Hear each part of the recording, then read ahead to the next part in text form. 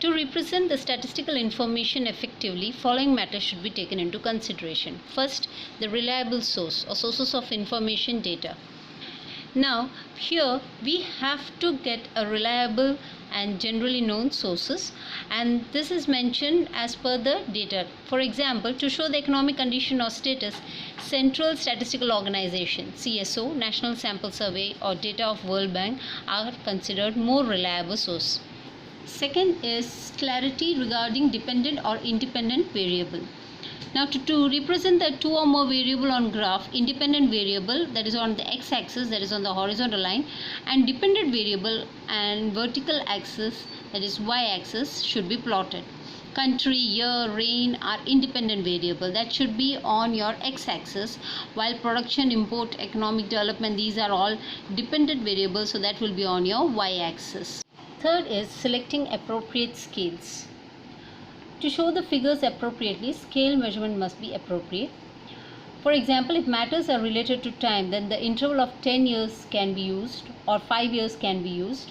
So, like for example, 1 centimeter is equal to 5 year or 1 inch is equal to 10 year. That shows on the gap of 10 years measurement. The others are, if variables at y-axis are represented through numbers or percentage, then it is more convenient for the comparison of the analysis. Same kind of information, graph or chart is more suitable, whereas for comparative analysis, grouped multiple bar graph are being used. So now we will learn about different types of graph, that is through diagram, that is bar diagram, group bar diagram, or we call it as a cluster bar diagram, pie diagram, etc. You have already learned all these graphs. Now just for an example, first is your bar diagram. You can see that independent variables are shown on the horizontal axis, that is your x-axis, and dependent variables are on the vertical axis, that is your y-axis. So your x-axis stands with the year and total population that is presented on the y-axis. So here your scale is x-axis years, y-axis you have to mention, as you can see it is 10 differences. So you will mention 10 crore is the difference.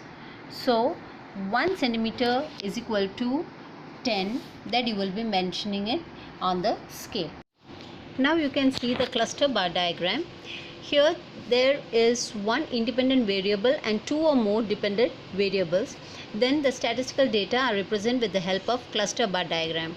For example, here we can see how it has been mentioned about the three sectors, agriculture, industries and service, and it's only of two countries, China and pie diagram.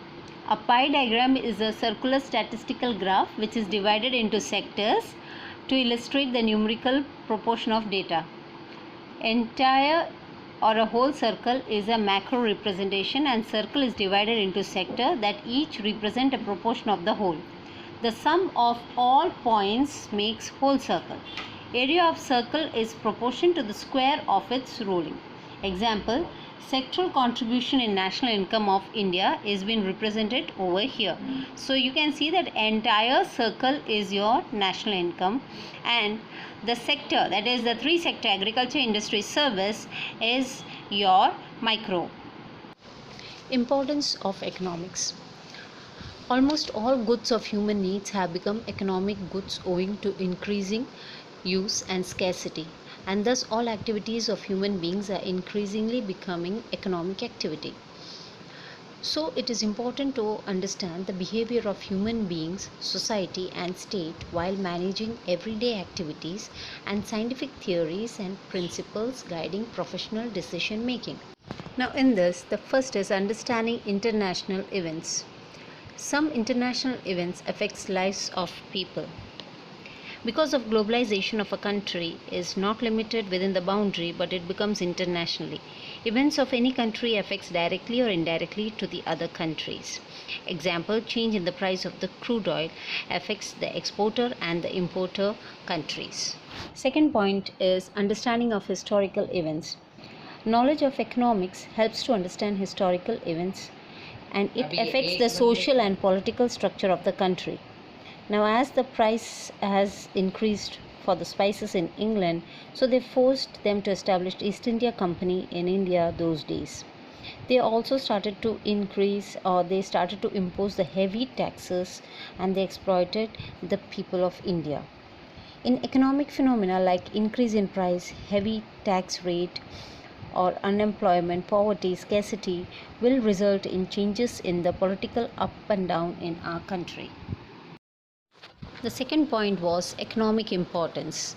In that, we have decision making by individuals, understanding government policies, and professional decision making. Now, the decision making by individual means the people who does not directly involves in the economic activity, but in the day-to-day life activity they are indirectly or directly involved, like for example doctors, advocates, film actors, farmers, etc.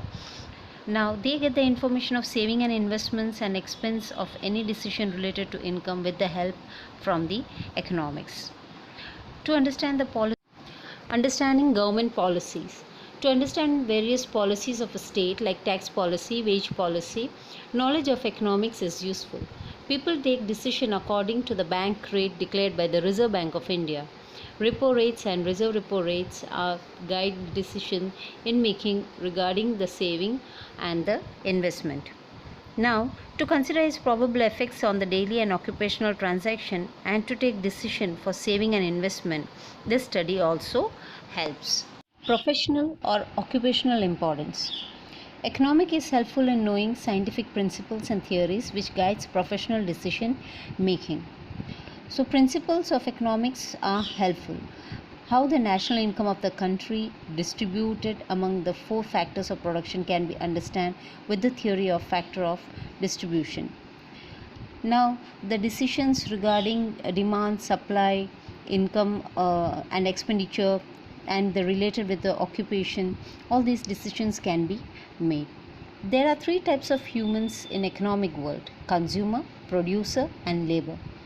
According to economic behavior of a consumer, he tries to pay less price, and producer try to have maximum profit by spending less on it, and labor tries to get maximum remuneration. In this process, economic theories guides them for taking proper decision, how much production should produced by producer, at what price it should be sold. So in all these theories, economic helps to take a proper decision. So economic helps all of them to take rational decision for maximizing gains by minimizing the cost. I hope you understood this chapter. Thank you.